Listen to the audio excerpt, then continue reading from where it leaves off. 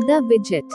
Philadelphia के दो भाई बहन बेका और टायलर अपने दादा दादी के साथ 5 दिवसीय यात्रा की तैयारी करते हैं, जबकि उनकी तलाकशुदा मां लोरेटा अपने प्रेमी के साथ क्रूज पर जाती है। लोरेटा बताती है कि उसने अपने हाई स्कूल शिक्षक से शादी करने के बाद 15 साल में अपने माता पिता से बात नहीं की है, जिसे उसके माता पिता अस्वीकार करते हैं।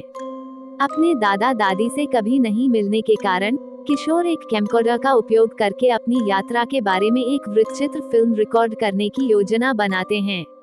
बेका और टायलर अपने दादा दादी से मिलते हैं, जिन्हें नाना और पॉप पॉप के नाम से जाना जाता है, एक ट्रेन स्टेशन पर।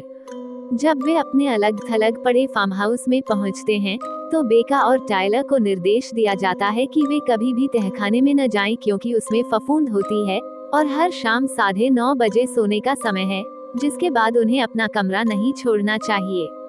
हालांकि पहले तो दादा दादी खुशमिजाज लगते हैं, लेकिन धीरे धीरे उनका व्यवहार अजीबोगरीब हो जाता है। पहली रात कर्फ्यू के 1 घंटे बाद बेका कुछ खाने के लिए नीचे जाती है और नाना को उल्टी करते हुए देखती है। दिन के दौरान नाना किशोरों का पीछा करती है, जब वे लुका छिपी खेलते हैं। बाद में टायलर को शेड में गंदे डायपर का ढेर मिलता है। शहर में पॉप पॉप एक आदमी पर हमला करता है, जिसके बारे में उसे लगता है कि वो उनका पीछा कर रहा है।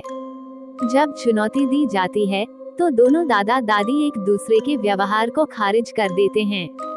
जैसे जैसे अनियमित व्यवहार बढ़ता जाता है, बेका और टायलर की डॉक्यूमेंट्री शैली की फिल्म रहस्य सुलझाने और सबूत इकट्ठा करने वाली फिल्म में बदल जाती है। नाना और पॉप पॉप ने काउंसलिंग में मदद की एक महिला उन्हें धन्यवाद देने के लिए एक ब्लूबेरी मोची को साथ लाती है, लेकिन टकराव के बाद उसे जाते हुए नहीं देखा जाता है। अजीब घटनाओं की श्रृंखला से चिंतित टायलर रात के दौरान गुप्त रूप से लिविंग रूम को फिल्माने का फैसला करता है, लेकिन नाना को कैमरा मिल जाता है और वह चाकू लेकर बच्चों के बंद बेडरूम में घुसने की असफल कोशिश करती है।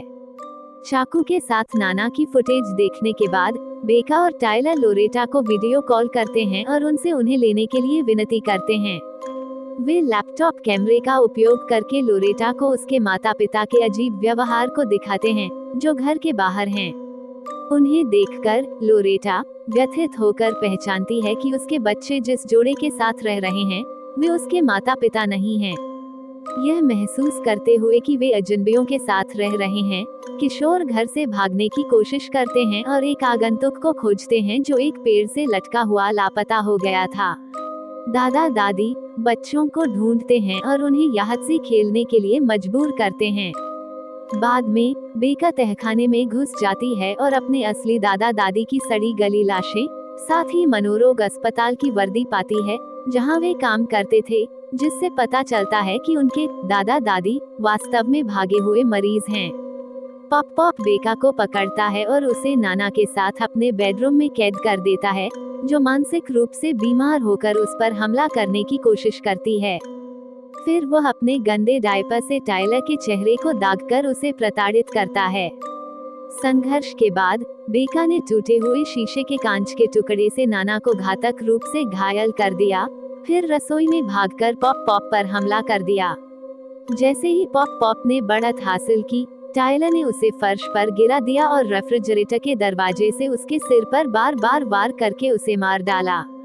किशोर बाहर भागते हैं, जहां उनकी मुलाकात उनकी मां और पुलिस अधिकारियों से होती है।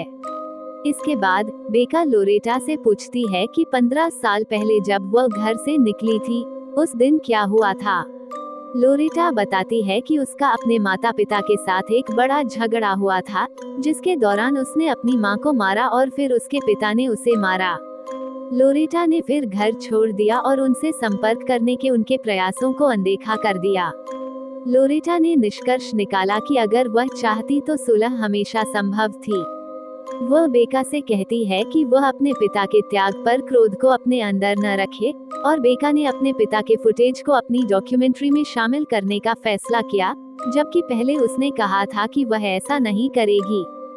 घर वापस आकर टायलर नकली दादा दादी के साथ अपने और बेका के दुस्साहस के बारे में एक फ्रीस्टाइल रैप रिकॉर्ड करता है और गाता है, जबकि बेका उसे स्वीकृति पूर्वक देखती रहती है। यदि ये कहानी आपको पसंद आई हो तो अपने दोस्तों और अन्य लोगों के साथ शेयर जरूर करिएगा।